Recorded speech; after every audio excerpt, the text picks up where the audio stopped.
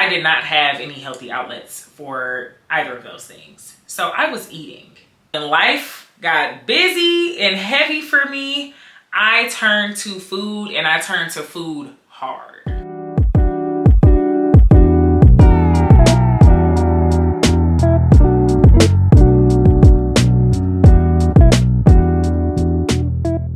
Hey guys, welcome back to my channel. My name is Crystal and this is Health is a Luxury. I know we have changed the channel name, but we are done now. Health is the ultimate luxury, and I want this channel to be about leveling up your mental and physical wellness. So if that sounds like something that you are interested in, you have found the right place. Let's get into it. In today's video, we are getting the skinny on emotional eating. Okay, as a gym and weight loss girly, emotional eating is something that I have experienced on both the lower end of the spectrum and the really high, far, crazy, deep end of the spectrum. We're going to talk about my journey with emotional eating, my journey with binge eating, as well as provide you maybe with some tips that you can use to control your emotional eating in the future. So if that sounds like something that you are interested in, let's go. So if you're new here, I naturally lost over 70 pounds over 10 years ago and have kept it off through diet and exercise. If you are not new here, then you are aware of my journey. You've probably seen the videos about how weight loss changed my life. I've shared a little bit about my journey with going vegetarian, as well as just what life has looked like throughout this journey. And so I encourage you guys, if you are new, to go back and watch some of those older videos, just so you have a little bit more context as you watch this video and more going forward. Emotional eating is something that affects tons of people.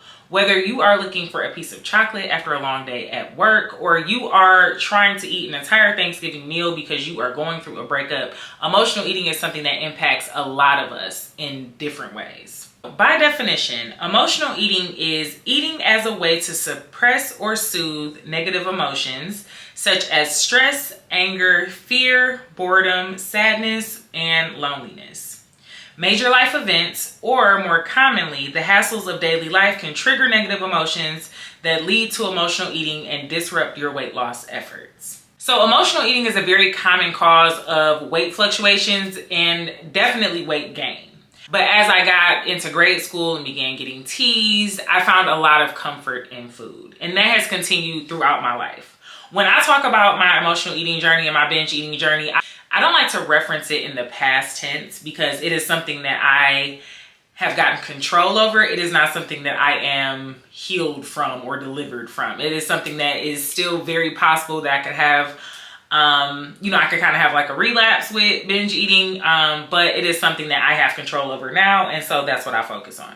Emotional eating started for me at a very young age. I very vividly remember when I was like in grade school, I was very shy, and insecure, and I remember finding comfort in food. I remember having like very specific rules around food for myself as far as like what I did and didn't eat, how I did and didn't eat things, how it had to be prepared. I remember being very particular, but having this very like dynamic relationship with food as a child. And I have loved food my whole life. So I remember like before I got on my healthy journey, I loved all the things. It wasn't until I started my weight loss and like healthy living journey that I really reframed my brain chemistry where food was concerned. And for the first time in my life, I was eating intentionally and consuming consciously. And that is something that has helped me keep majority of my weight off over the years. However, during that time, life has continued to life, right? There's stress. I'm an entrepreneur. There's stress from that. I'm a caregiver. There's stress from that. There is, I've had feelings of loneliness over the years. Whatever it is, I've dealt with it all, right? Once I started my weight loss journey and experienced conscious consumption for the first time, I realized that I had a pretty toxic relationship with food up until that point. I figured out how to eat properly for my body, how to eat for my weight loss goals, how to really hone in on my diet in a way that I had never done before. But about 4 years ago, I really went through some drastic life changes. There was the pandemic. I had things going on in my personal life. I had things going on with my family. And I found myself emotional eating to the point of binge eating. Actually, more than 4 years ago. Probably about 7 years ago. I realized that I had started binge eating. So what started as a little snack to help me feel better turned into eating until I was sick and could not sit up straight. Eating to the point where I felt like I was going to give it all up. So, that time frame, because I was in a space where it was like, okay, I have been on this healthy living journey for all these years. I should be in a much more solid place with my consumption at this point. Or I've been in a much more solid place with my consumption at this point. What's going on? And that's when I discovered what binge eating was. By definition, binge eating is when you eat a large amount of food in a short amount of time and feel you can't control what or how much you are eating. If you binge eat regularly, at least once a week for 3 months, you may have binge eating disorder. So, about 7 years ago, I noticed I would have moments where my eating would like literally get out of control. I would eat until I was like sick to my stomach.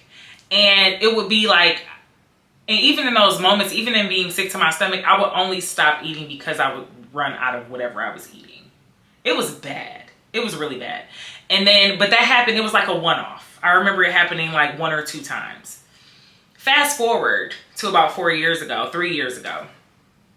I remember I got on the scale and I was up about 25 pounds.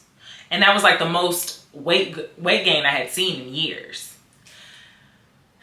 And then I started kind of thinking back to my habits leading up to that point, leading up to that moment and getting on the scale. And I didn't realize I was severely depressed. I was dealing with extreme anxiety. And I did not have any healthy outlets for either of those things. So I was eating. I was eating multiple times a week until I literally could not move. Maybe like 6 or 7 years ago, I noticed that my little moments of let me have a cookie here or a bag of chips here or a little bite of something here to feel better. It was about 7 years ago when I noticed that those moments were kind of like spiraling out of control. I would find myself eating until I made myself sick. And I had no idea what binge eating was. I knew what it was to binge eat. Like I knew what it was to binge something, but I did not know what binge eating was. Like I didn't know that that was something that you could like struggle with and like it could impact you. For some context, I started my weight loss journey in 2013. So 7 years ago, we're talking 2017. I had already experienced my weight loss at this point, but I was noticing that when life got busy and heavy for me, I turned to food and I turned to food hard. The reasons for emotional eating look different for everybody. Because the reasons are different, the level of soothing that you are looking for differs. So some people, like I said, for me, it started out very mild. I want a piece of candy. I want a cookie. I want a bag of chips. I want something very like a little bite that I'm probably not supposed to have, but I want something like that to comfort me. Probably about 3 years ago, I started literally eating my feelings. Like I was eating my feelings. It was like everything I wasn't saying, everything I felt like I couldn't find the words for, everything that was too much for me to express, I ate. And I would eat until my stomach literally would not be able, like I could not take another bite. And I noticed that it's so funny because like I said, when I like kind of discovered binge eating, I didn't realize the severity of it. It wasn't until I started having those, I'll call them episodes, more frequently. Like this was something that would happen like every now and then, right? And I started having these episodes that were lasting, you know, it would seem like for a couple days at a time, I would just eat, and I would be so sick. I would be so sick. And after gaining about 25 pounds, I remember I got on the scale and I just was standing there like, what happened?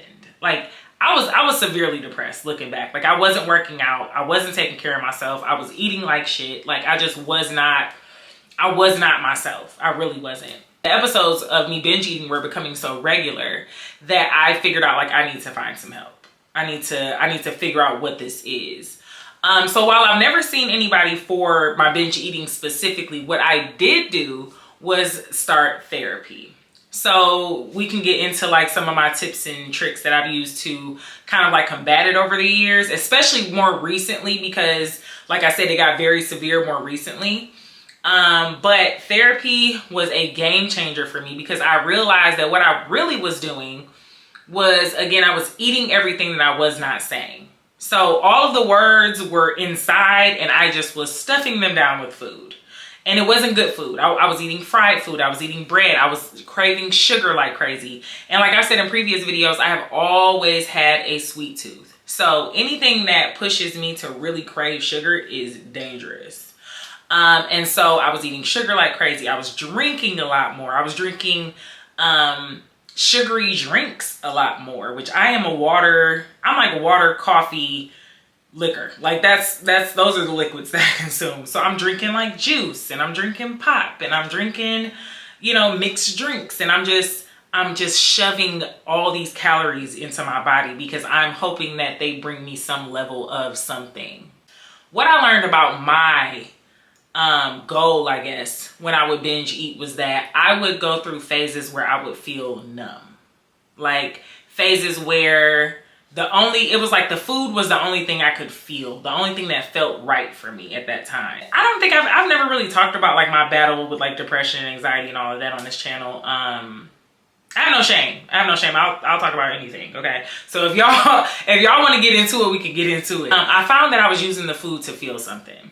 And by me thinking that the food is going to give me some type of feeling that life is not, I was not honoring myself. I was not honoring my body.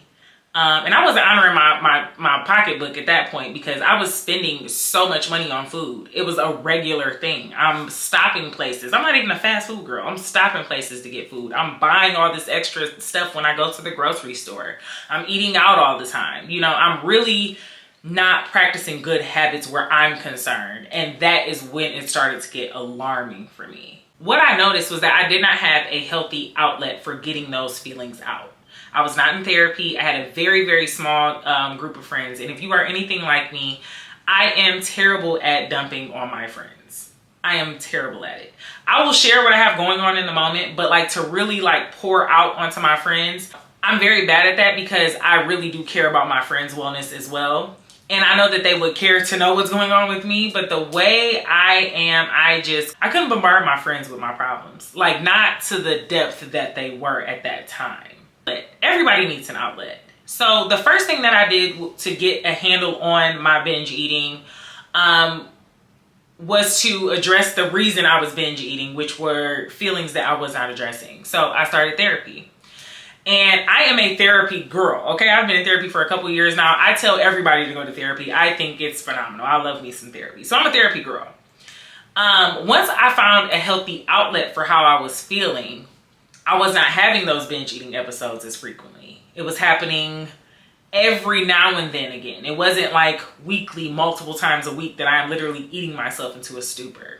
Another thing that helped me, like I said, I'm not crazy about food delivery, but another thing that helped me was controlling what was in my home. So foods that are easy to binge, like chips and like mini cookies, or just anything that you can like that's bite-sized, chips and dip or that type of thing, I got rid of it. If I could binge it, I got rid of it. One thing I'm not going to binge is a bag of baby carrots. You know what I mean? I'm not going to binge a tub of spring mix. So those are things that I would keep on hand because if I am really hungry, now I can make myself a meal. But if I'm just looking for stuff to snack on, I'm not keeping that on hand. I'm not, because it's just going to make it too easy for me to keep in that cycle. So another thing I did after therapy was go through, do an audit of my home, get rid of everything that was too easy to binge or things that just were overall unhealthy, and making sure they got out of my house. Because like the definition said, these are habits that will derail your weight loss progress, which causes this whole spiral effect, right? You binge eat because you're unhappy about something. You gain weight, which makes you unhappy. Now you're binge eating about being unhappy about gaining the weight. And now we're starting the cycle. All over again. So we don't want to derail our progress, but we definitely don't want to derail it with something that is just going to create a bigger issue.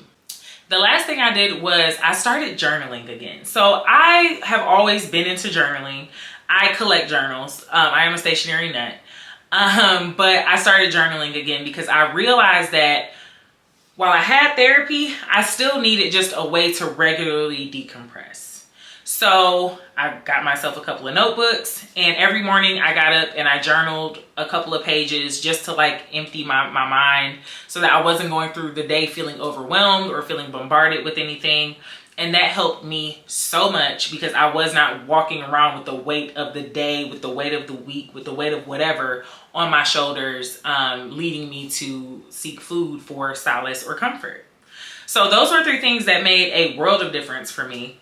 If you are experiencing issues where you feel like you are emotionally eating, or you might be even binge eating, I encourage you to talk to someone close to you about it. That's something that I didn't do that I wish I had done, was really confide in somebody close to me. It doesn't have to be the whole friend group. It doesn't even have to be a friend. It could be a family member or a parent or whatever.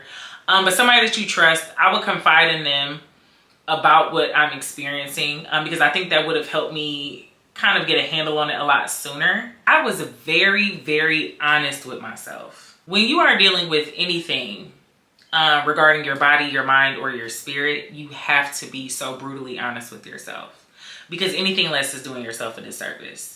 So that's why I sought more information about my eating habits, because I wanted to be aware, I wanted to be clear, I wanted to be knowledgeable about what it was that I was doing to my body, or what it was that I was experiencing, right? Even before I knew what it was. Another thing is that you can't fix something that you haven't determined is an issue.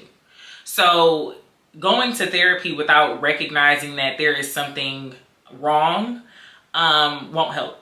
And so it's important that you are so brutally honest with yourself. Like, one thing about me, I can sit with myself and my problems. It is something that that has taken a lot of work. It has taken a lot of work, but it is something that has served me very well. Even though I have moments, like I said, this was 3 years ago, I had my last like really bad bout with binge eating. Even after knowing all the information I know, I can only imagine, had I not done the work to be more honest and transparent and self-aware, I can only imagine, had I not done that work, where this whole journey kind of would have taken me. Definitely, if it takes getting a journal, if it takes getting an app on your iPad to make notes, whatever it is that gives you a safe space to be honest with yourself first, then you can start making some real changes towards getting to where you're trying to go. Emotional eating is a very common thing, right? Like, whether it's a piece of chocolate or whether it is a full Thanksgiving meal, emotional eating is something that people experience at different levels. If you're somebody that's battling with your weight and you feel like it's tied to emotional eating, I implore you to do some research. I implore you to look for more information on what your specific situation is and what it looks like, and figure out what type of help and resources are available for your specific situation. But